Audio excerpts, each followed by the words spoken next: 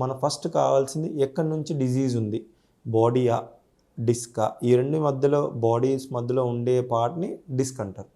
ఈ డిస్క్ వలన ఏదైతే ఈ డిస్క్ జారి ఈ నరంకి నొక్కుతుందా, లేదంటే ఈ పడ్డప్పుడు ఈ వటర్ బాడీ కొలాప్స్ అయిపోయిందా, లేదంటే ఇక్కడ నుంచి ట్యూమర్ వచ్చిందా? సో మెనీ రీజన్స్ దీనివల్ల ఉంటాయి. సో సర్జరీ అన్నప్పుడు డిజీజ్ ప్రకారం ఓన్లీ సింపుల్ డిస్క్ జారింది, యంగర్ ఏజ్, దెన్ మైక్రోస్కోపిక్ కానీ ఎండోస్కోపిక్ కానీ డిస్కెక్టమీ చేయొచ్చు. లేదు వయసుతో పాటు అరిగిపోయింది, డిస్క్ జారి నొక్కుతుంది, మొత్తం నొప్పులేస్తుంది అంటే అప్పుడు అవసరం ఉంటే లామినెక్టమీ, ఇంకొద్ది పెద్ద సర్జరీ చేయాలి. ఒకసారి బొక్క ఒకదాని మీద ఒకటి జారిపోయింది, అప్పుడు 2 స్క్రూస్ రాడ్స్ వేసి దాన్ని ఫిక్స్ చేయాలి. సో ఇప్పుడు ఈ spine surgery has grown extensively from simple open చేసి లామినెక్టమీ నుంచి చిన్న మత్తు లేకుండా కూడా చేసే అంత లెవెల్కి. So it all depends upon ఏం రీజన్. ఫిక్స్ అయ్యి వస్తారు, సార్ నాకు మైక్రోస్కోపిక్ చేయండి, ఎండోస్కోపిక్ చేయండి.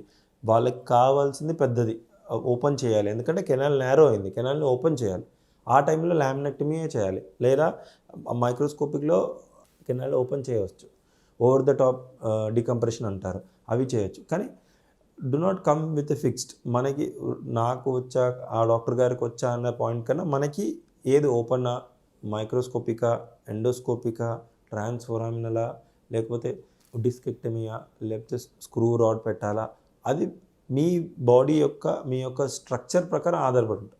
It is not most of the time ఆ చిన్న కీ హోల్ సర్జరీ అనే దాంట్లో పోయి వాళ్ళు ఆ టైంకి చేసేసి పంపించేది. కానీ యాక్చువల్ ద కాజ్ని మనం అడ్రస్ చేయకపోతే అగైన్ 6 months తర్వాత మళ్ళీ పెయిన్ వచ్చేస్తుంది. Take home message is good healthy life style.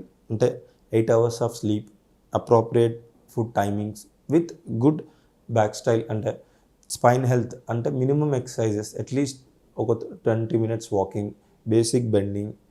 ఇక సూర్య నమస్కారం చేస్తే అది బెస్ట్. ఇంకా